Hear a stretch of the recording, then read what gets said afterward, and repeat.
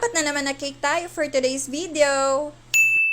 Hello mga kamima, another day, another kayod na naman. Itong mga pa-order ko na to ay nung March 1 pa. At ngayon nga lang ako nagka-time na i-upload to. Sobrang dami na talagang video dito na kailangan ko nang burahin kaya ito i-upload ko na. Meron tayo ditong fondant details na moon and stars. Nilagyan ko siya ng gold dust. Yung gold dust ilalagay ko na lang sa comment section kung saan ko siya nabili. Yun naman ay non-toxic. Yung paglalagay ko nga pala ng gold dust ay naglagay muna ako ng kaunting-kaunti lang na vegetable oil at konti lang din na gold dust. So, tansya-tansya lang. At nilagay ko na nga rin tong mga topper na pinagawa ko. Nasagi ko pa nga dyan yung icing sa may letter U, kaya naman ni-repair natin. For the time-lapse muna tayo mga mima, kasi baka wala nang manood pag humaba pa tong video. Yung mga details na to ay pinagawa ko na lang sa asawa ko, madali lang naman to. The rescue talaga siya pag mga ganitong details dahil hindi ko na nga kaya pang ipagsabay. Pero sabi ko sa kanya, ako na yung maglalagay ng gold dust at ako na nga yung maglalagay nito sa cake para naman may videohan ko. Kadalasan nga kasi pag busy ako ay siya na talaga yung naglalagay sa mga cake na mga details. Malaking tulong talaga pag meron kang katuwang dito sa business